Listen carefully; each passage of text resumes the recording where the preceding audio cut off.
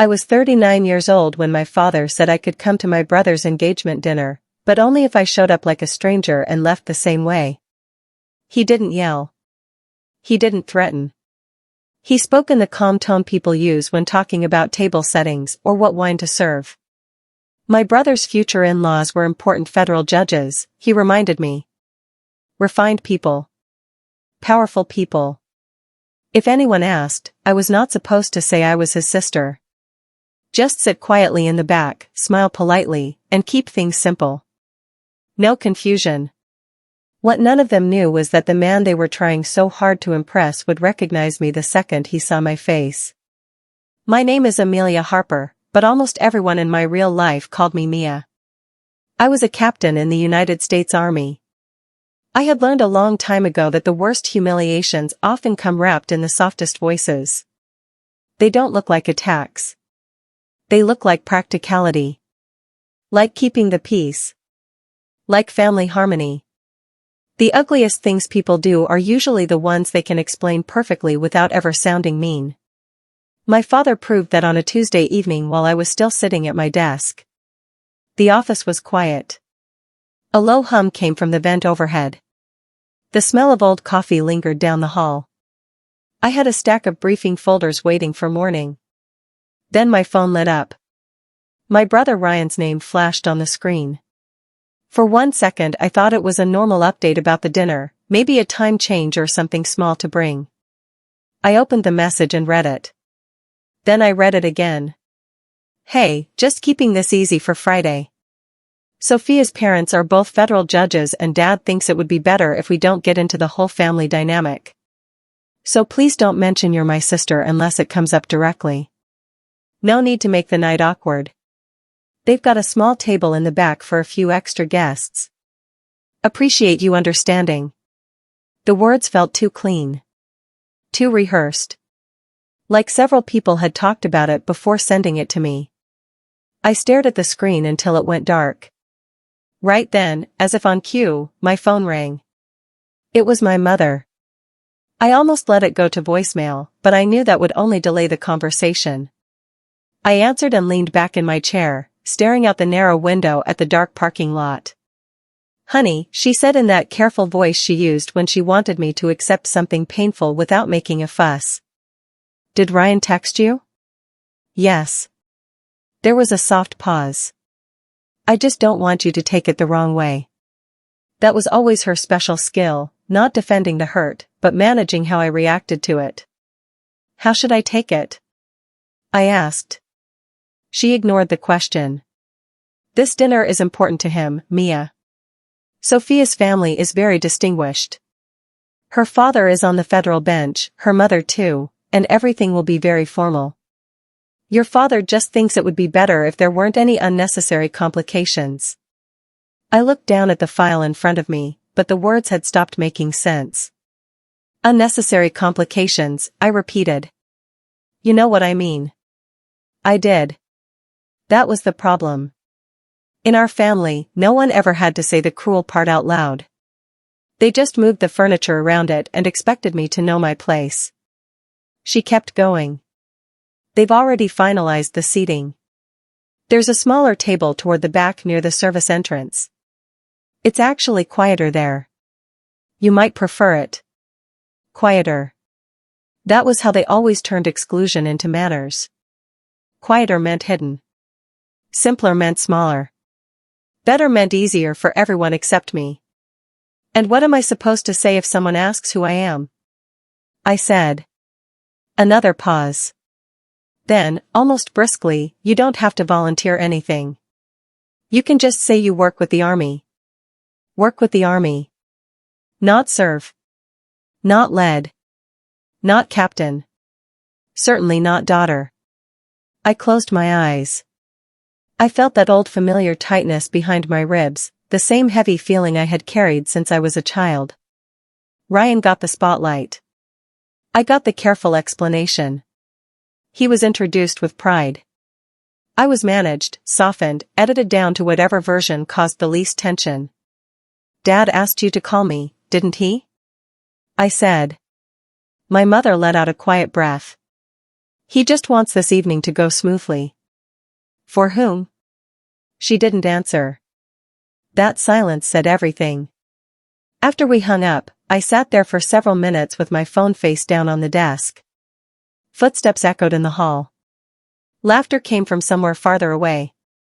A door slammed. The building kept moving while something old and heavy settled inside me. Ryan's message hadn't come out of nowhere. It was the clearest version yet of a pattern that had shaped our family for years.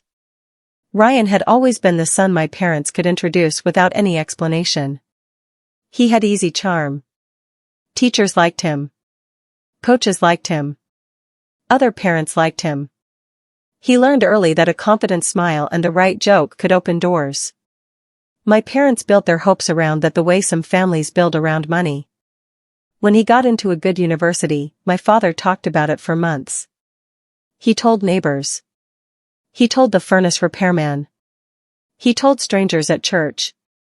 It was like Ryan's success finally proved something about our family name that my father had waited his whole life to show. I was 19 that night at the celebration dinner.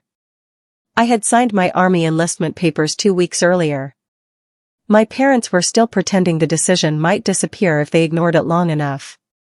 Ryan stood at the head of the table while my father raised a glass and spoke about his bright future, law school, connections, the right circles. Then he turned to me. He didn't insult me. That would have been too direct. He just gave a small laugh and said, "Mia has always been a little more independent." Independent. That word became their favorite way to acknowledge me without approving. By the time I was officially in the Army, the language had become routine. Our daughter works with the military. Not serves. Not leads. Works with. It made my life sound temporary and safe, something that could still fit their story. I stopped correcting them. Arguing changed nothing, and my real life existed in a different world anyway. In the Army, people didn't care what my father thought. They cared if you could be trusted when things got hard. If the people under your command felt safer because you were there. Respect there felt real. For years that separation worked. My family lived in their world of charity events and networking dinners. I lived in mine. Holidays stayed shallow enough that we could pretend the distance was just busy schedules. But Ryan's engagement changed everything. Sophia Reed came from exactly the kind of family my father had always admired. Both her parents were federal judges. Her mother had been a respected prosecutor. Her father, Judge Thomas Reed, had a reputation that went far beyond the courtroom. Articles were written about him. Law schools invited him to speak. When Ryan first mentioned her, my mother sounded thrilled. "They're such an accomplished family," she said. "Your father is very impressed." I asked one question, "Does Sophia know about me?" My mother hesitated. "Ryan hasn't really gotten into the details yet." Of course he hadn't. In the weeks that followed, my parents talked constantly about Sophia's family. They repeated every impressive detail like they were memorizing a script. They said almost nothing about me. And now, 3 nights before the dinner, Ryan was asking me to show up like a stranger so his future in-laws wouldn't have to deal with the inconvenient truth of his sister. I left the office late that night. The parking lot was almost empty. The air smelled like rain. I sat in my car for a minute before starting the engine. There was one person I knew I could call. Colonel Sarah Klein had been my commanding officer during one of the hardest parts of my career. She saw people clearly and spoke the truth without softening it. Over the years she had become more like a mentor. She answered on the second ring. "Colonel Klein." "Ma'am, it's Mia Harper." "Harper? You sound tired." I told her everything, Ryan's message, my mother's call, the back table, the request to keep things simple. She listened without interrupting. When I finished, there was a long pause. "What did you say the father's name was?" she asked. "Judge Thomas Reed." Another pause, longer this time. When she spoke, her voice carried quiet surprise. "Harper. Does your family have any idea who you are?" I leaned my head back against the seat and looked up at the dark sky. No. They don't. Colonel Klein exhaled softly. Well, that dinner might be more educational than they expect. She didn't laugh. She never did with serious things. She treated uncomfortable truths like markers on a map. Are you planning to go? She asked. Yes. Good, she said simply. No lectures about avoiding drama. You're 39 and a United States Army captain. If you need me to tell you how to act at dinner, we've both wasted a lot of time. I smiled despite myself. She continued in that dry, steady tone. Your brother is marrying into a family that values character. People like Judge Reed don't get impressed easily. I don't want to embarrass anyone. That may not be entirely within your control. I told her she sounded surprised when she heard the judge's name. She explained that Judge Reed had spoken at a military legal symposium 2 years earlier. He had quoted a field assessment I wrote during a major coastal evacuation operation, the one about command accountability during civilian coordination. He quoted you, she said. He told a room full of lawyers that if they wanted to see disciplined thinking under pressure, they should start with that report. I sat up straighter. That memo had been written at 3 in the morning in a temporary command center while half the coastline was underwater. I wrote it because the situation demanded honesty, not to impress anyone. You're telling me he knows my name? He recognized it 2 years ago, she replied. So if he sees you Friday night, he won't be confused about who you are. Ryan is going to hate that. That's Ryan's problem. I asked what she would do. She thought for a moment. If it were me, I would go exactly as invited. Sit quietly at the back. Say nothing at first. Because people reveal themselves fastest when they think you're powerless. Let them finish their performance. That phrase stayed with me the whole drive home. Friday evening came faster than I expected. I went through my normal workday, but underneath was a quiet sense of readiness. After work I showered and stood in front of my closet. My dress uniform hung there, metals catching the light. For a second I considered wearing it. Then I remembered Ryan's words, keep things simple. I chose a plain black dress instead, clean, understated, easy to hide in a crowd. Colonel Klein picked me up. We drove to the Union Harbor Club in quiet traffic. The club was exactly the kind of place my father loved, old brick, polished brass, the kind of quiet confidence that comes from old money. We stepped inside. The lobby smelled of polished wood and citrus. A host greeted us. Harper, I said. His face showed quick recognition. Of course. Right this way. Ryan met us near the entrance. He looked polished in his suit. Mia, you're on time. His jaw tightened for a split second. We're still getting everyone settled. Let's just keep things simple tonight, okay? Before I could answer, Sophia appeared beside him, graceful and warm. Ryan, aren't you going to introduce me? He hesitated for the smallest moment. This is Mia. She works with the army. Works with? The words hung there. Sophia smiled and shook my hand firmly. It's lovely to meet you. My mother came over next, kissing the air near my cheek. We saved you a seat in the back. It's quieter there. I followed her gaze. A small table with 3 chairs sat near the service door, slightly apart from everything else. Out of sight. Perfect, I said. My father nodded once, no hug. Good of you to come. No apology. Just expectation. We moved to the back table. From there I could see the whole room. Ryan's careful smiles. My father's eager posture. My mother watching the Reeds for approval. And at the center sat Judge Thomas Reed, silver-haired, quiet, observing more than speaking. A few minutes later he stood. A server handed him a tray of champagne flutes. He began walking table to table, offering drinks personally. Ryan watched him with open admiration, already imagining the story he would tell later. Judge Reed moved slowly across the room. His path turned toward the back, toward my table. I watched him approach. He stopped beside my chair, adjusting the tray. Then he looked up. Recognition hit him instantly. The tray tilted slightly. 2 glasses clinked. He stared at me with clear recognition. "Ma'am, Captain Harper." The room changed in an instant. Conversations faltered. Heads turned. I stood out of habit. Judge Reed shook my hand with both of his.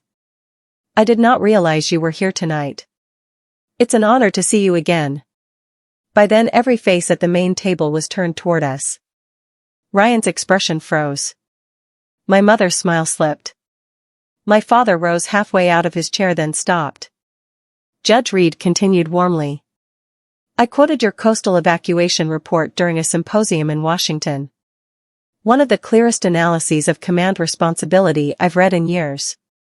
Ryan looked like the floor had disappeared beneath him.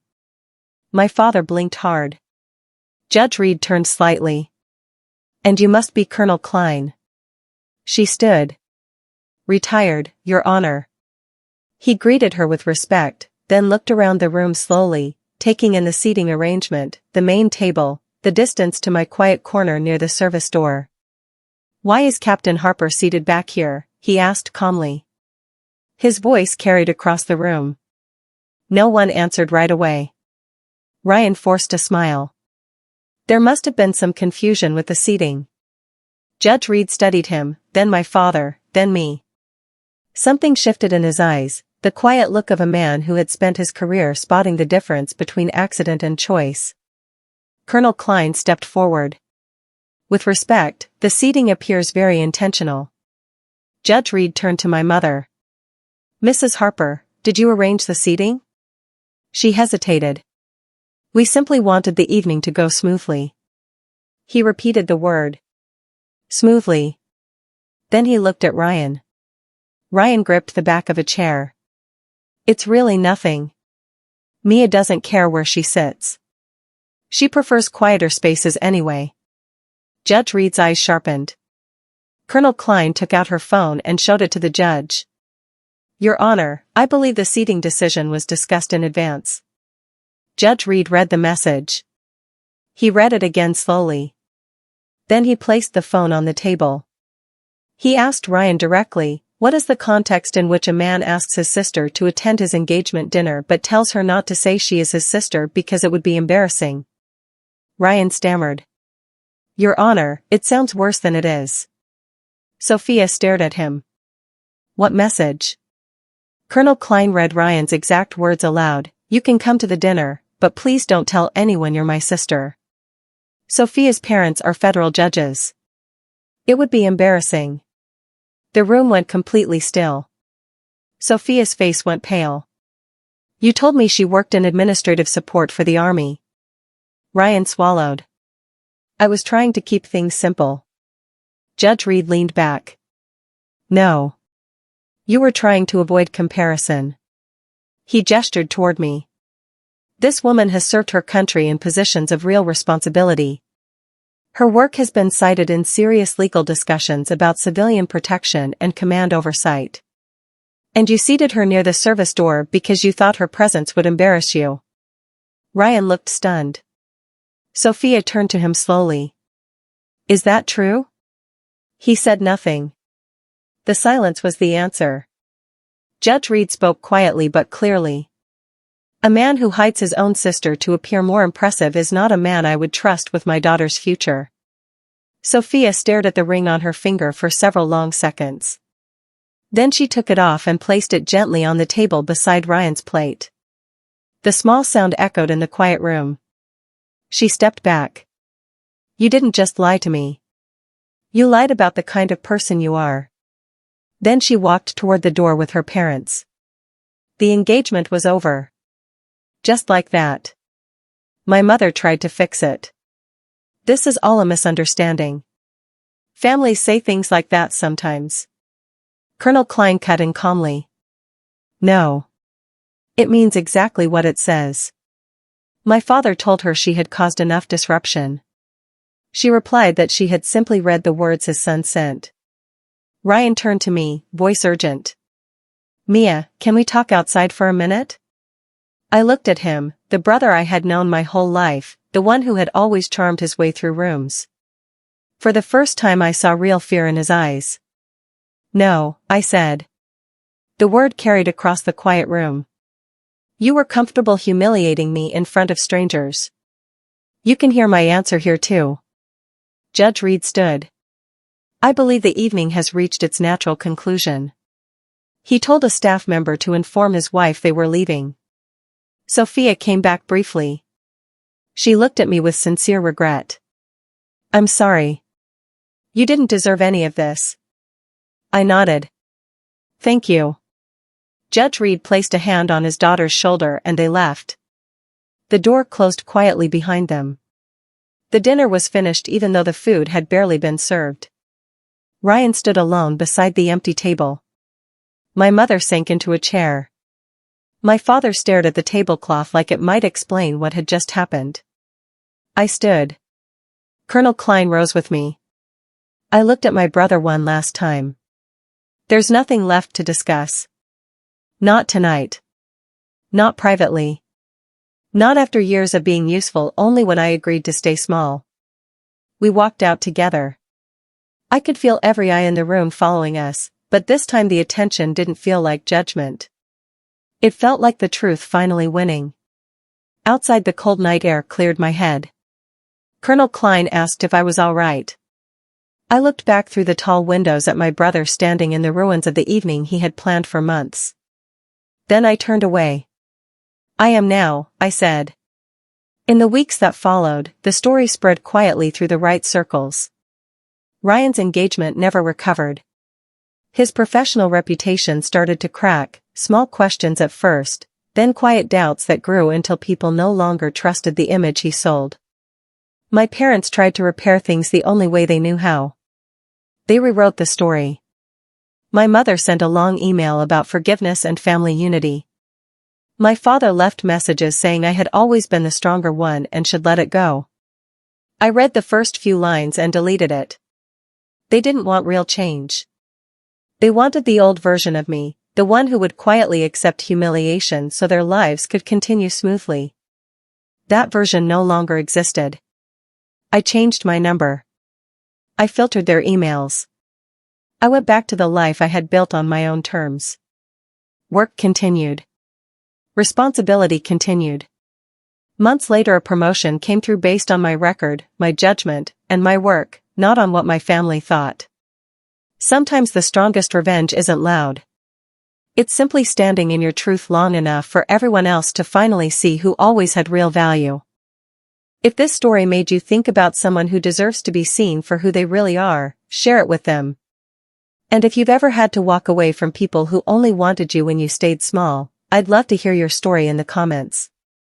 There are so many more stories like this waiting to be told. If you want to keep exploring them with me on Twisted Family Revenge Stories, make sure you subscribe. We'll keep walking this road together.